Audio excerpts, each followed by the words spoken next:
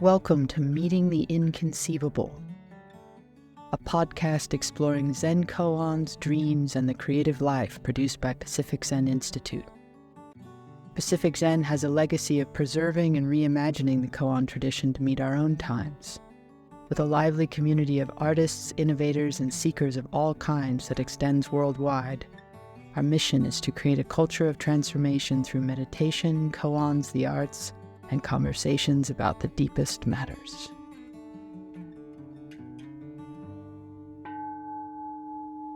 In this episode, Roshi John Tarrant speaks of the way our hard and fast rules about reality start to loosen in meditation.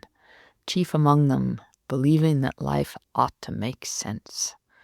Conjuring the screenwriting rules of the old Wiley Coyote and Roadrunner cartoons, Tarrant shows both the absurdity and delight always on offer in this strange and boundless experience we call mind. I unwisely promised to talk about what happens after awakening. But I think it might be kind of interesting to sort of explore. Nothing happens, that's the point. And the way I think I'd like to go in is through contemplation of rules. That one of the things you'll notice is that when you, as your mind starts to open and get free, certain rules stop being so absolute. Like, I don't know, it might be something as simple as I'm always unhappy at tax time. Or it might be, I really don't know how to deal with my mother getting sick. Or it might be, I really don't know how to deal with my mother in any condition whatsoever. Or it might be, why do people I love always get mad with me? Or it might be, people bite me, was a good rule I heard the other day.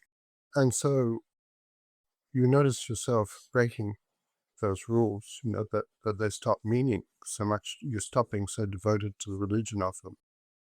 And the ceremonial practices that go with those rules.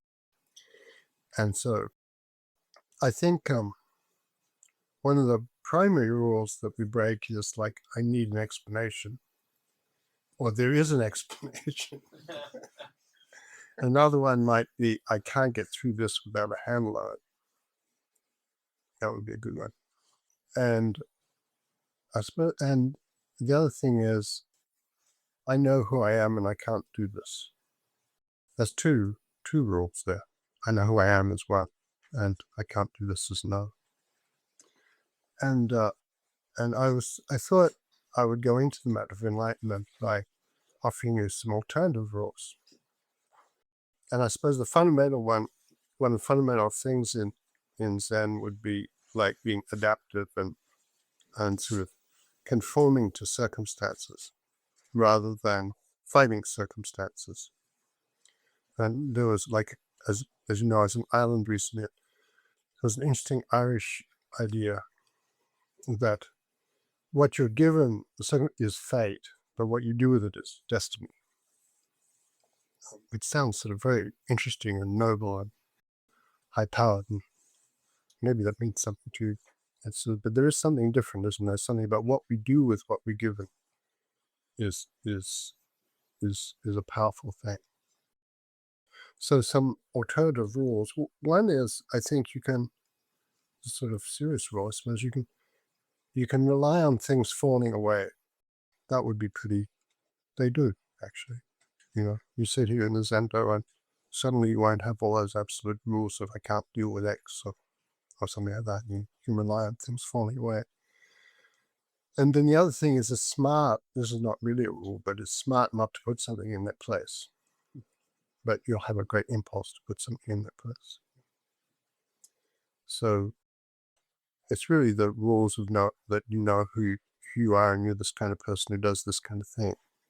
And so as that falls away, you don't need to put anything in its place. Then I have some other rules. I remember this rule just came beautifully to my mind. For many years ago, I was living in an Aboriginal camp on an island off the Queensland coast, and somebody said to me, "Oh, the wild hops have flowered. The oysters are good to eat now." So that's a rule. And then I have some other rules. There's one: if you're a child or have a child, there's a rule that goes pants first, then shoes. That's important. And Suzuki Shunryu was asked for a rules. He said, we need rules. And said, you really? And he always avoided this. And finally, about 3 people cornered him and insisted he give them a rule and said, see that broom? They said, yes. And he said, it's good to put broom's handle down so they don't get there. Well, that was a rule. And here's some other rules which I just found on the web.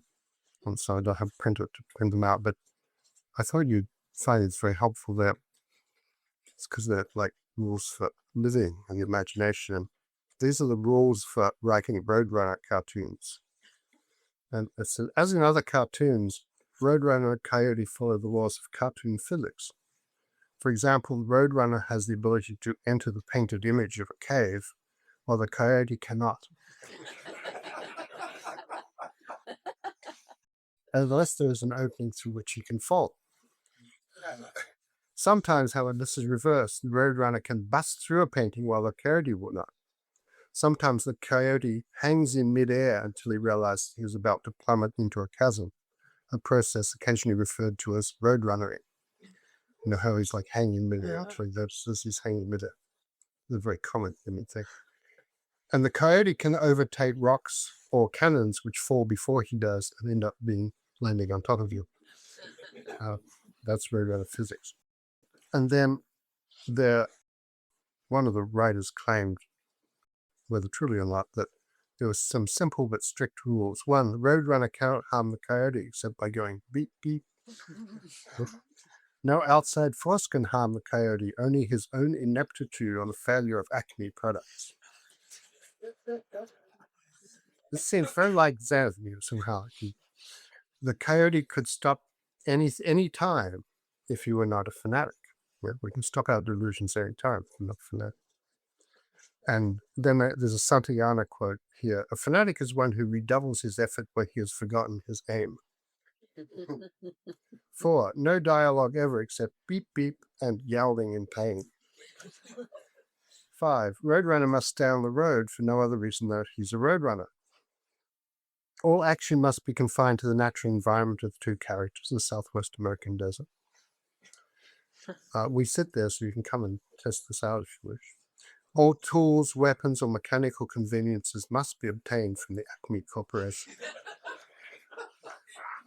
Wherever possible, make gravity is Coyote's greatest enemy. Coyote is always more humiliated than harmed by his failures. The audience's sympathy must remain with Coyote. Coyote is not allowed to catch the Roadrunner. So this sounds like a lot of Zen projects. And so I wanted to talk about how Zen projects and rules and things like that. And I think one of the fundamental things is you have this, well, we have this thing about, we think we're trying to do a project about freeing the mind and all the activities we do that would free the mind are part of the prison of the mind. So all the struggling and striving and actions like that. And so we have to, in some sense, rely on the delusions falling away. We have to rely on what we think is a problem will fall away. And that's kind of a great thing, though. And you notice that the problem you're so obsessed with last year, and then you suddenly you can't remember it this year, but you have a new problem instead, so you put something else in its place. And so somehow there's a kind of eagerness in them. It's like Coyote pursuing his his dream, and getting rocket shoes because the cannon failed to get the Roadrunner. And there's an impulse as soon as we get free to grab something, put it in the spaciousness there. So just not, I mean, all you have to do is notice that. It doesn't happen, but we start believing I need whatever it is. And we're so relieved when we stop fighting the world and stop fighting our own mind. It's such a relief and it's so joyful. And so I think one of the things is there's a kind of restraint. And everybody has those moments all the time. All the time we're crossing into freedom. And so it's not a matter of after you've become incredibly wise and solved all your problems, and then you'll be free and forever. It's a moment that everybody's crossing into freedom all the time and then dragging prison back into the thing. And you probably, if you think about it, you probably notice how you do it. And they're about, one of the great things about koans is they're always talking about, they're this ancient, they were formulated anciently, but they reach across the centuries and talk to us now. They're amazingly, I used to think, oh wow, it's so great. How would they know? I mean, I realized they know because delusion is so incredibly predictable across all people. That I'm just like them, so we're just like them. But also the other thing is we somehow are participating with each other, and so we recognize that the community of being human. So there's a guy says, well, what if I sweep away the dust and meet the Buddha? It's like, what do I do when I get awakened? And the teacher says, put it down. The guy says, oh no, what if I sweep away the dust and meet the Buddha? And the guy says this great thing. He says, you must wield a sword. If you don't wield a sword, you'll be like a fisherman caught in the reeds. In other words, you've got to keep vigilant because the delusions will spring up all the time. And so the guy naturally gets a second opinion, which is always good. And he goes to another teacher and says, what if I sweep away the dust and meet the Buddha? And the other teacher says, Buddha has no country. Where will you meet her? And so the guy then trots back to the first opinion and tells him the second. Well, the other doctor said Buddha has no country. And the first teacher said, well, in terms of garden equipment, I'm much better off. But in terms of talking about what's real, that the other teacher's 100 steps ahead. So there's that quality of like, actually you might think there's a lot for you to do as your mind starts to get spacious. There's a certain thing you have to discover what you need to do. And there's two recommendations that are quite completely opposite and different, right? One is really keep going, keep pushing through. Another one is, well, it's not describable. You find your way by walking. And so I think there's one thing there to start trusting your own moves becomes a thing. You start trusting in the depth in your own meditation, and that you trust that you're going to be okay. But you often think you're not going to be okay, and you make it through. And there's another koan which goes, what if I have nothing with me? That's kind of what if I have nothing with me? The teacher, who happens to be Xiao Xiao, says, put it down. But if I have nothing with me, what can I put down? And Jojo says, in that case, you'll have to carry it. So, and you can see that way that the mind just starts to grasp and fix on, wow, I've got this cool thing, and you've already built a house and a prison around it.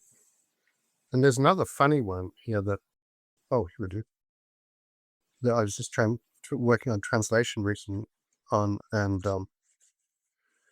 with my friend John Southern, and this is a couple of great old teachers, and one teacher's visiting another and says, the golden fish who has passed through the net, I haven't yet worked out what it will eat.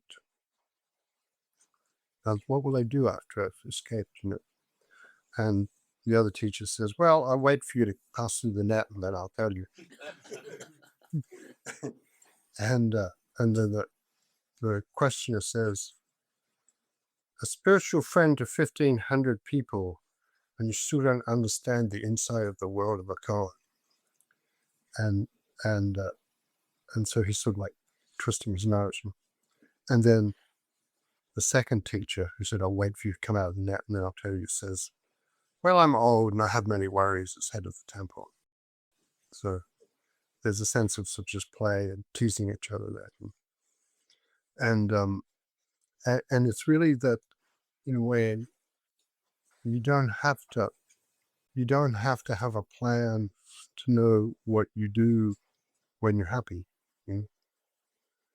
But it's good to be happy when you're happy. And a lot of the time, you notice that when you're happy and you're full of joy and your mind is free, you notice that you stop fussing with it. And the ways you fuss with it are thinking, well, a favorite is, what about Auschwitz? Would be a favorite. One of my personal favorites that I notice. We always know conversations go into the weeds when somebody brings up Auschwitz, actually. But, well, what about the babies in Africa? Because there's a way in which the mind goes to global catastrophe instead of being present.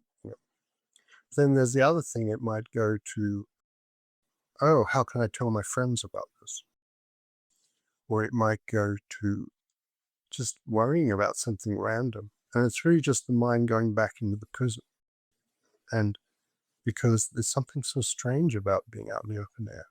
It's just an unaccustomed kind of thing. But everybody, no matter what your condition is, no matter how much pain or pressure or difficulty you're under,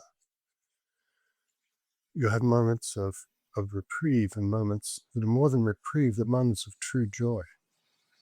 And they're not cancelled out by the fact that we're all dying, or the fact that there is suffering somewhere else in the world, or the suffering has occurred or will occur.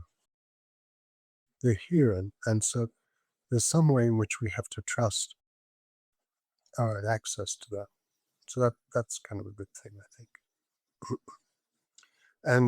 And also the other thing is, I do think there's something really profound about not having to know around the next bend. There's a wonderful koan that goes, where will you go when you die? So it usually tangles people's heads up a lot. And part of the force of that koan, and such a deep, interesting question, and part of the force of that koan comes down to, in terms of our experience of it, is, oh, we can walk in the dark. We just put one foot after another while we have feet to step or a path to step on. It will be okay. And whether we exist or not is not really important. Whether we're dead or alive, we're okay. Though we don't have to have a total description of our lives, because we're always living them and being them. And the life you have now encompasses the whole world. And this is part of the who am I issue, is that you are all of it. Everything you can think of, everything in your mind, everything you see. It's all you. And it's vast. So I think there's one way in which we know we're not often we're not sort of honest about how difficult and the difficulties we have. We'll say, I'm fine, when we're not, but often we're also not honest about the joy we have, and we don't own it. And because it becomes, we don't need a reference point, but it becomes something that fills the universe. And then we immediately go looking for a reference point, and the reference point becomes suffering. Yeah. And so you have to, in a certain sense, and we look for a handhold, and a handhold, no matter how clever or helpful, becomes something, it's become some belief that then we start to close around these. As soon as we start believing something, as soon as we start having a rule, I must buy all my equipment from Acme Corporation, for example. Then we have lawsuits and all sorts of tension. Coyote launched a lawsuit against Acme Corporation for defective material. doing harm to his person and his livelihood as a predator. So, great how mediocre, how that was me phrase it. And, I can understand how deeply Coyote was harmed by defective materials. So one doesn't need to rely on handholds. And the first thing we do if we think we're in difficulty is immediately start looking for rules and handholds. And you notice that becomes this sort of false solution. Things, if only I had a handhold. So we've erected a false problem, which we're busily trying to solve. Like Coyote's got to blow up Roadrunner. That's the false problem. And yet if we don't have to get a handhold, we'll find that we're fine in the midst of, we're in the vastness already, and we're fine not knowing. And so the first two koans in probably the greatest text, and the first of the great koan text was the Blue Cliff Record, and the first two koans are about not knowing, and how one of them, a teacher's asked, "Who are you?" and he says, "I do not know," because it's so much more comfortable than saying, "Well, I'm this guy and I got these opinions and this is how I vote and this, and my back's bad today. I need to sit with, in a chair, whatever it is I need, I always sort of mess up these issues or whatever it is. All that's not very interesting, and I do not know that somehow that I can meet you completely and utterly, so there's an intimacy in my life. And then the other teacher was asked, "Well, what do you rely on?" And he said, "I don't know that." And so he was demonstrating the possibility of actual freedom there. So I think you get the point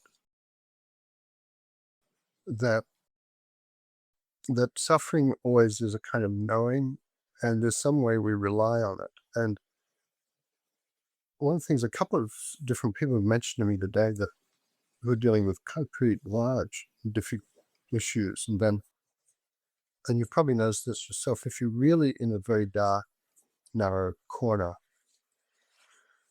and an angel came down and said, "I could take this away from you," you would probably say, "Piss off," because in a certain sense it's yours to work. This is your life and you have to have this life. Nobody else can have this life for you. And this is your gate. And this is your gate into freedom that you have. And so the very circumstances that look like difficulty or suffering or narrow straits are the circumstances of freedom. And we have to find freedom inside circumstances because we're always inside them. And that's where, and it's inside the circumstances where we have, Buddha has no country, because we're here. We're here already. We don't need a map because we're here. So let me stop there and see what you guys think of all that. I've noticed that my mind reacts in a similar way when something bad happens as when I start to get free and when I start to feel things falling away, like I'm grappling with a problem and all of a sudden I'm getting free. My mind sometimes reacts as though some catastrophe has happened and goes through the same, like, "Oh my God, we've got to figure this out. Don't go there. Don't get free." And I can be aware that that's happening and see it happening and feel the freedom and see that country or the no country. And yet still, it's like there's a segment of me that still wants to go back, that still wants to see this freedom as a problem.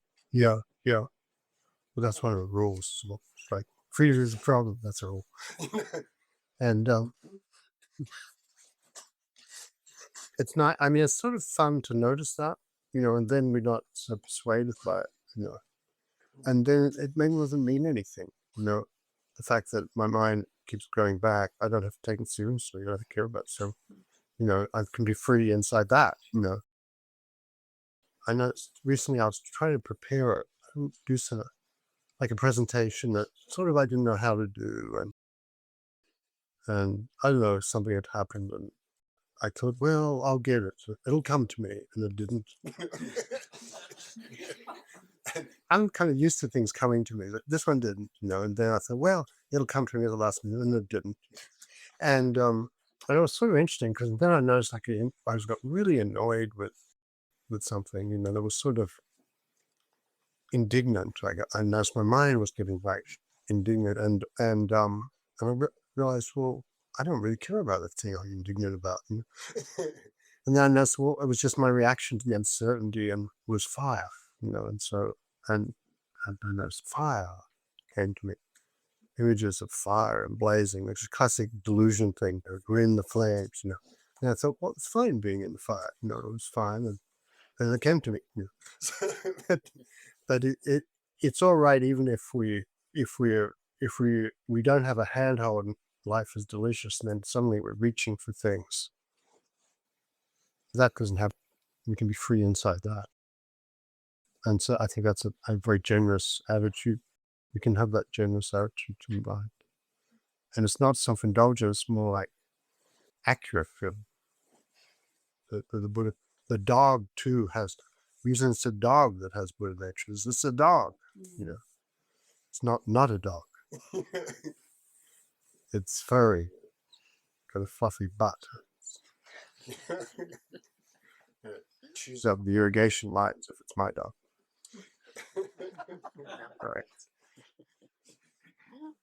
So it's sort of interesting that I like, that's nice. So we start to dance. Right? And I think being honest about how joyful our lives is a matter of accuracy too. In the midst of how messed up they are. This time in session, some of us have been really here for a long time. Things that it's like the waters get wide, and we can't find a problem. And so then it's sort of, well, what appears, and then you notice, well, I've been here forever, there's no time really, I've been here forever in this golden, shiny vastness. And then also my mind just does its thing, and sometimes it's profound, and I think of poems about the mysteria, and then other times it's kind of trivial or, not profound or petty or whatever, and that's fine too, that's fast too. So there's some sort of generosity about it, but also then it's like, well, what do you want to do with your life? When you're free, what do you want to do? What do you like to do? Often we're drawn to, I like kind of working, so I kind of enjoy other people working. So cool. And it's kind of nice, And so, you do what you do. And that's the vastness is inside everything you do. Should we talk a bit about the distinction, or less, I talk a bit about the distinction between problem solving. If there is a distinction. So we get caught up, or we're having our life, a problem occurs, whether it's at work or it's personal, and we're taught, and one of the rules is you have a problem you solve, and we figure out how to solve it. And that's part of what we talked about here was how we approach how we want to live our life too. It seems to me that when the issue, if there's an issue here, arises when you start to clench around the problem, but think you can't solve it, or think you have to solve it in a certain way. But maybe it's not a problem. Maybe it's not a problem. Maybe there's not a problem. Yeah. I'm quite interested in developing a kind of, you guys, I'm interested in the issue of culture, and that I think that awakening, as well as it's often marketed and advertised as an individual experience on a mountaintop or in a cave in Tibet or something like that. There's that aspect to it that I certainly. But one of the things I found about as my mind opened more and more, it drew me more and more into a community of people who are interested in that dimension of things and interested in how it could be helpful to others. And I think that's the ancient path of the koans was actually developed and used by people who worked in the world to try to help people make decisions that were informed by the kindness and vastness of freedom. And sometimes in difficult circumstances, civil war, things like that, trying to. So there were people who would be, governors or, people who do all sorts of things. There were generals or something, be meditating on carts. And so I'm very interested in the idea of a culture is very interesting to me. And so then there was a question, well, how do you teach a culture? And I think fundamentally there are skills and there are problems to be solved, but fundamentally it's not about that. Because when you solve a problem, there's just another problem and so on. It's more like there's a path to walk. And I don't think it's about problems really. And I think that how we have this idea that we're developing a kind of wiki koan kind of universe where koan isn't just held vertically by a few teachers or something, but the koans are discoveries are being made by anyone who's passionate about it. And I think that's more actually accurate, about how things are, and more successful as a cultural event. And so the question for me is, well, how do we train people to be leaders and participants in that way? And I think we train them just by training them to recognize freedom, not to solve problems. Because you can develop an infinite amount of problem-solving skill and not be free. So teaching and learning to walk the path. Well, I mean, I think to be oriented towards the vastness. I mean, there's something sustaining us all the time, and when we're trying to struggle with something, we forget that. We forget how much we're being held. It's called trick. It's not trick.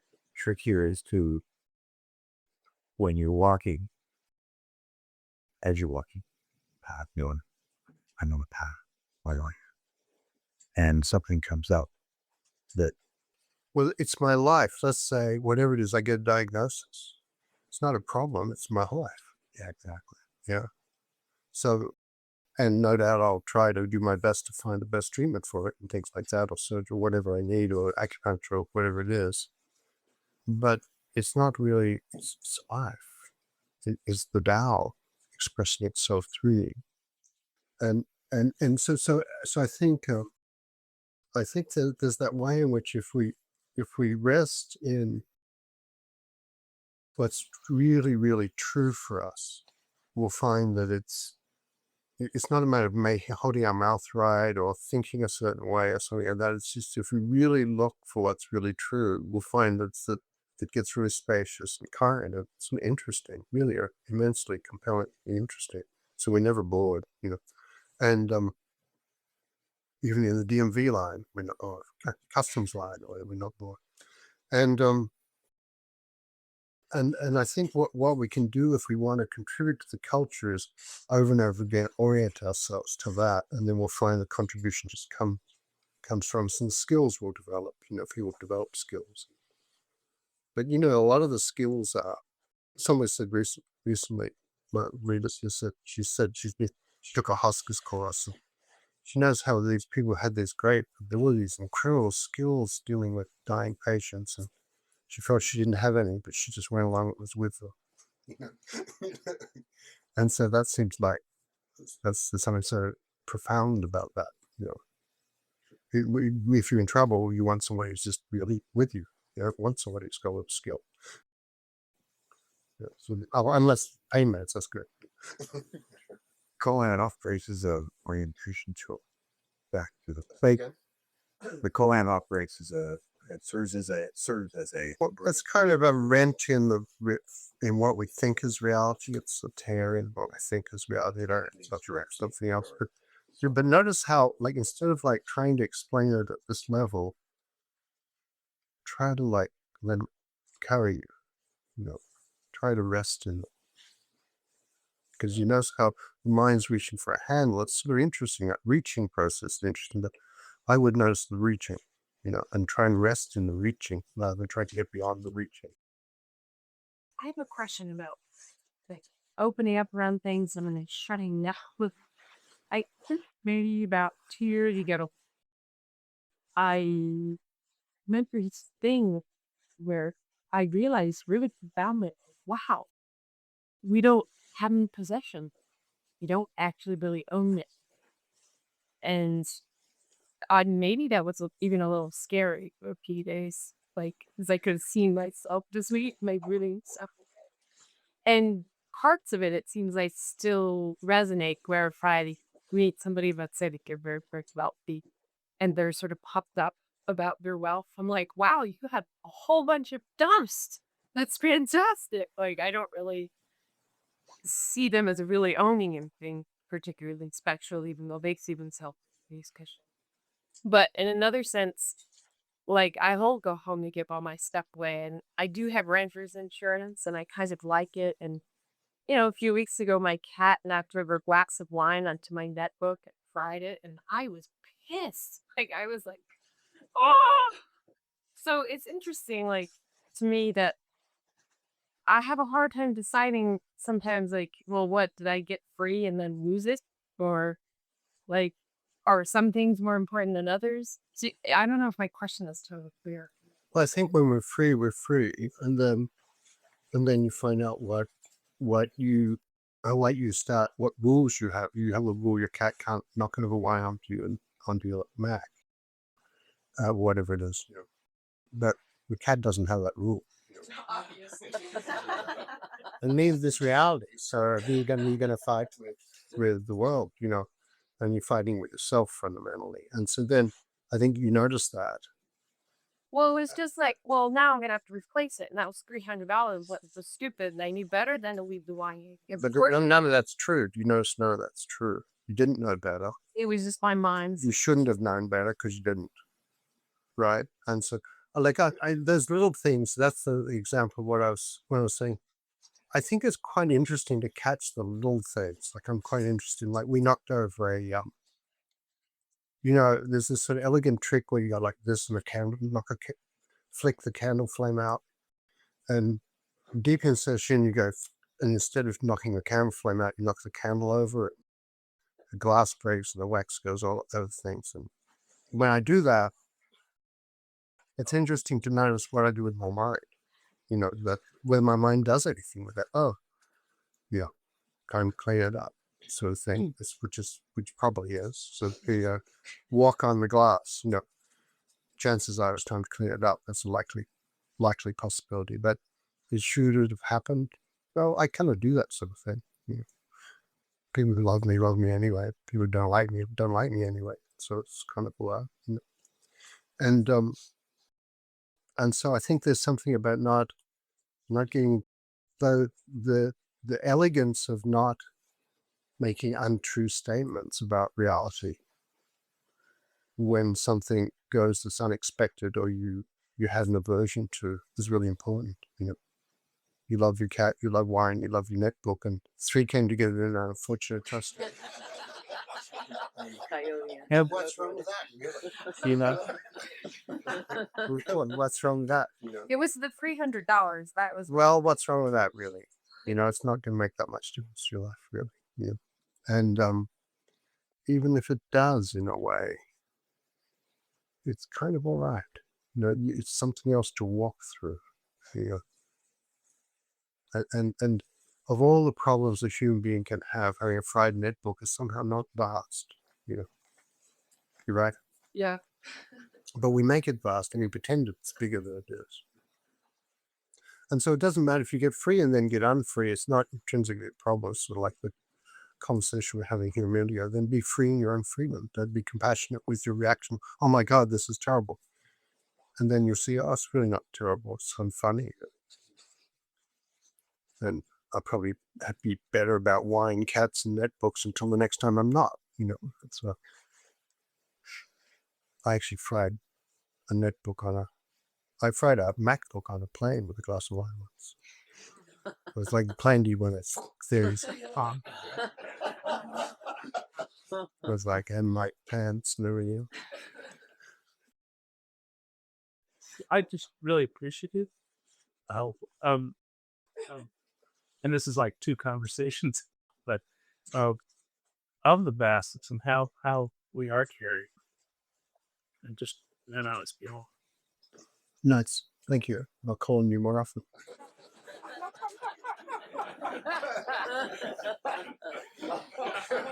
You sign this testimony. No, it's That'll be a next book. that's great. Like, it's an amazing thing. It's like, the mind is like all those shoelaces tied together and sort of twisted up, and then suddenly it's free. It's a beautiful thing.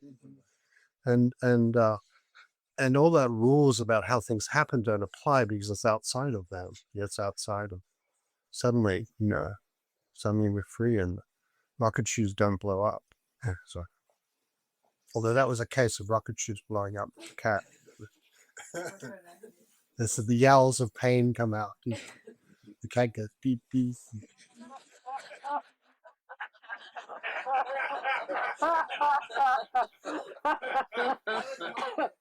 Cats are good like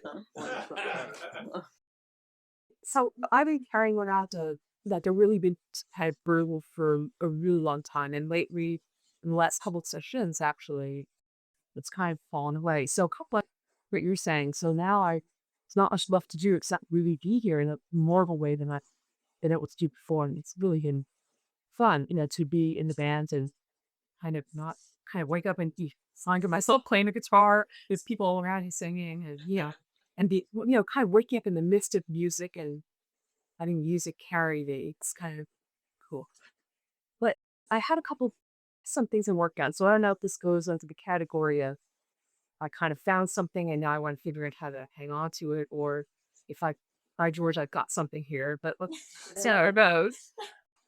So the two things I'm thinking about now are how to work closer in and letting things drop away, I guess. So what I mean by working close in is, all the time we talk about things here and people share their experiences and Dharma talks and such.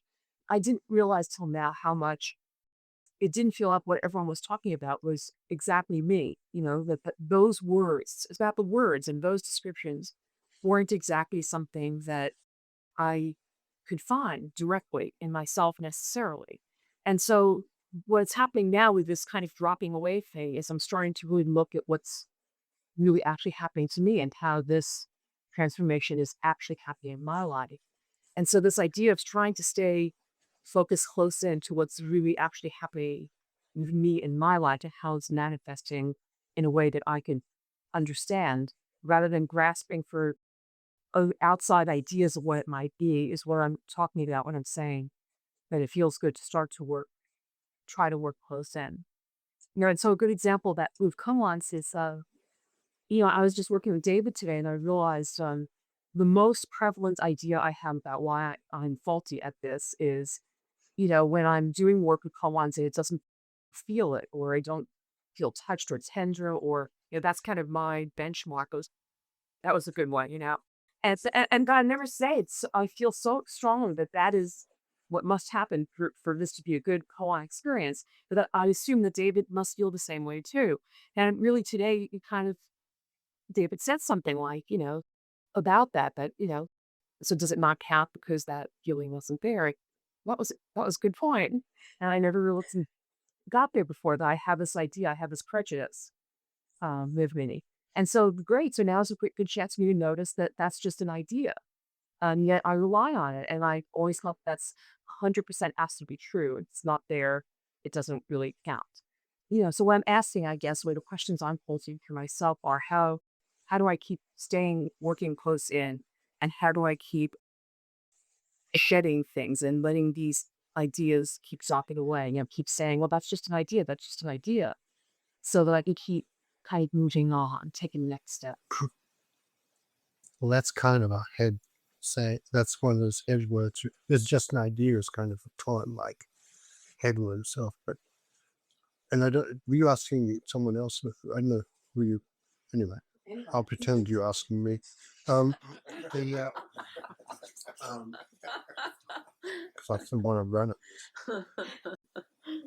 We forget that that's what the koan's for. And we erect this other problem, like the problem is to get better equipment from Acme Corporation, But the koan is for like stop chasing Roadrunner. You want to be in so much pain. Although you won't have an existential reason the way you thought you had. And so I think I think there's that. The other thing is I think you can rely on things falling away. You really can. Because you notice they do. And then we start observing, I think we start observing our rules. Like I think that's a very elegant observation about, I think I'm supposed to have a certain feeling when I learn something, otherwise I didn't learn it. When, it's like, the example of this is what I want to say in response is, if I love someone, I may or may not have I may have a whole range of feelings at any given time, but the thing I can do is show up, and I'm really there. And there's a way of showing up that's like stepping off a cliff, really. And where I step off without all my things about what's supposed to happen when I show up, what my agenda is. So there's an agenda-free quality. And I think the not knowing, for me, as experience is not having an agenda. I think that way for the other person or for me. And so to really show up with someone, they can be, I don't have a rule that you can't die on me or you can't, you can't piss me off. Like, all those things have nothing to do with showing up. You know how weird it is to hear you say that and think about what it would be like to try to do a pawn without having an idea. That particular idea or any particular idea. Would that be showing up like just the way you would with somebody in a hospice or something, without a condition about they're supposed to be grateful or conscious or not gawked or whatever, and or not bleed out on you and make a mess or whatever, but people do what they do. And or not be paranoid and anxious or whatever they might be. You don't have a rule about that, right? And you don't even have a rule about yourself and how you respond, because that wouldn't be wise. So it's the same with the koan. I mean, if it's intimacy, if this path is about intimacy, then let's be intimate. So that's also the close in part. So what if I show up and I do a pawn and it didn't feel deep? So it would help. Well, what if you show up with someone you loved and I was expecting, the earth to move, but it didn't. That's pretty similar. That's okay. It's okay when the earth doesn't move. It might be different. Something else might happen. For Styria might be widening around. If that happened, that just said, well, that was my experience. That's mine. And that was okay. And that's. So over and over again, it's letting reality unfold. And when you let reality unfold, we're not cramping the joy of it. Fortunately, I didn't feel the earth move where I did that koan. Or actually, that koan was kind of boring, which is sort of interesting itself. The range, your intimacy is the range. I love you. There's something beautiful about your inquiry here. Most of the koans seem to refer to stuff of the mind. I'm just curious to know what Zen teaches about the body and how we should consider the body and think about the body. I think that's smart. What a smart question. I guess the general assumption is that when the mind is messed up, we don't treat anything right, including the body. So if we can clear up the confusion in the mind, then we'll tend to be more at ease and in harmony with the body. So there's that, and also then there's the connection between the body and mind, the feeling life, and actually the word used for mind also means heart, and so because it just happens to be Chinese, and so when somebody says what is Buddha, and the teacher says, you could translate this very heart is Buddha, and Hakuin said this very body is Buddha. So I suppose that would be the cleanest, straightest teaching about the body. It's this body you have. That could be someone else's body. Buddha doesn't appear in all of your hands. Yeah, See, but his heads. But it's kind of an old trick, but it's still a good one.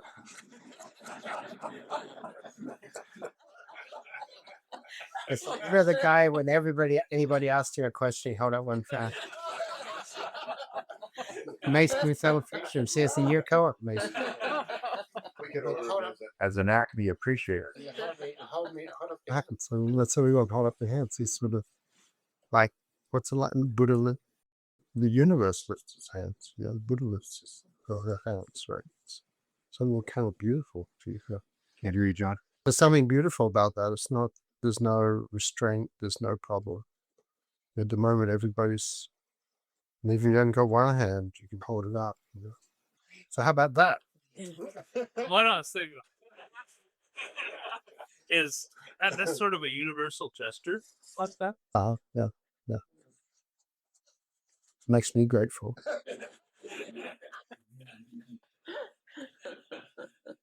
But that's a beautiful question, and I think because of Renat, the tradition was I just want to wrap this up a bit. The tradition was that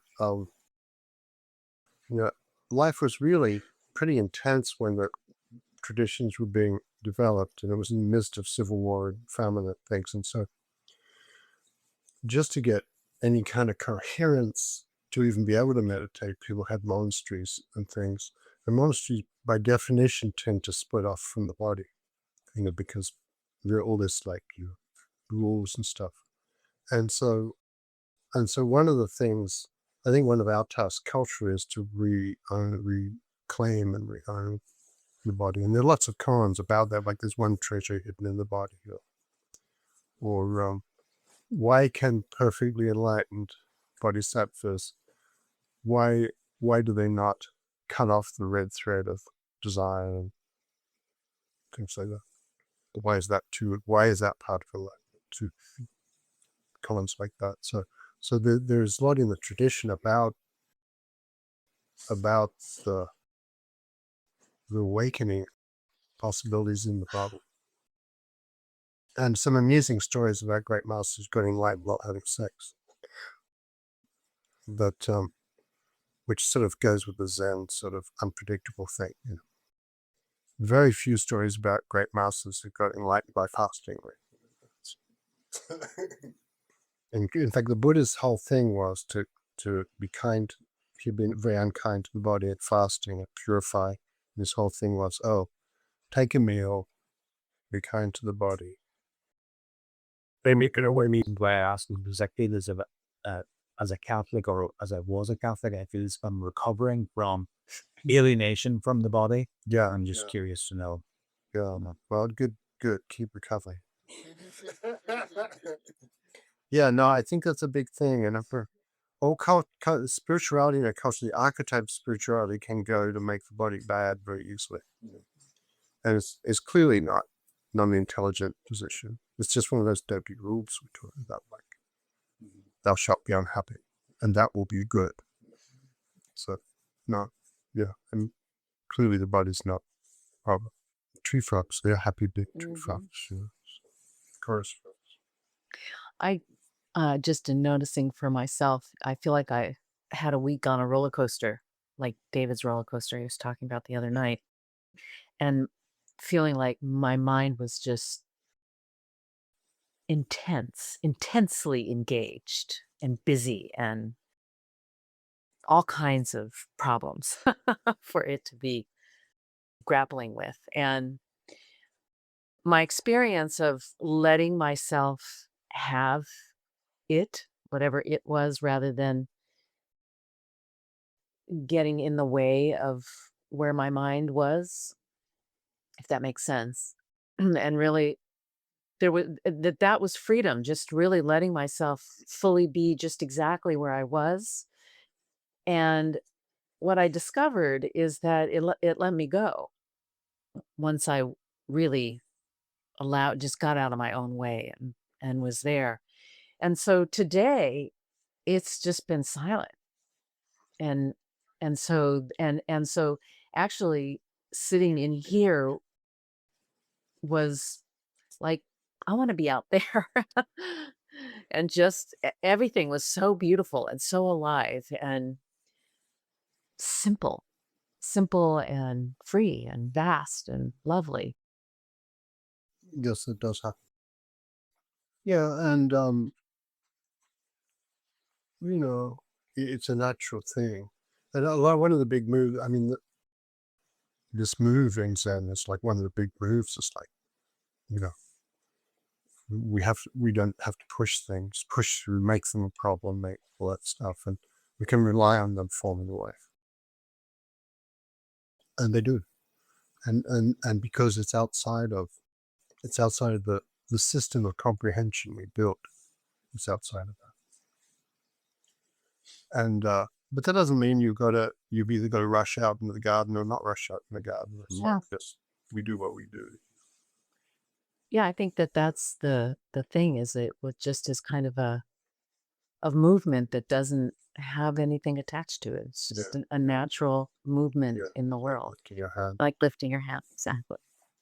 I suppose one way to put it would be that every now and again we have a thought like we think, oh, it's raining, I better get an umbrella. It's so useful, you know. And so then we get used to believing our thoughts, you know, and then we have a thought like, oh, I must experience this in order to get awake.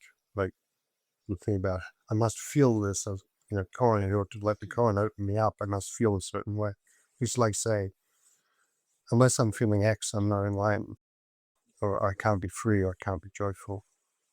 And in actual fact, we'll find we can be joyful while we're feeling sad. We can be joyful while we're feeling angry. We can be joyful while we're feeling lost or confused, because it doesn't make sense the way we thought it did. And that's what freedom is having the range of things, you know. And fundamentally, it's about if we surrender to having, if we're more interested in what we're really being given than what a story about what we're expecting, to be free. It's very that easy. Like, I shouldn't be whatever it is, you know, gay. I shouldn't be fat. I shouldn't be whatever I shouldn't be. Doesn't seem very likely. So freedom is possible. All contained. I shouldn't be a dog. Actually, a dog doesn't have that problem.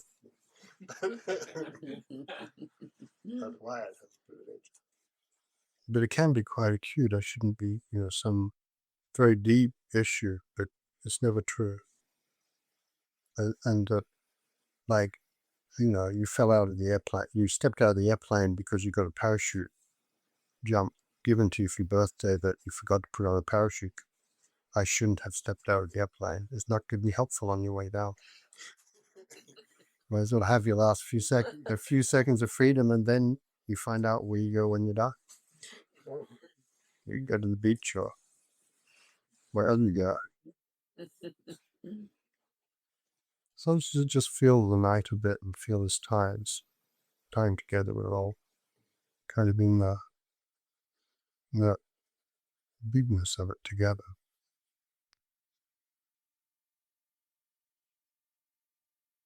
And as long as we're not trying to feel a certain thing, what we have is enough. And nobody is not inside it here. Nobody ever falls out of it.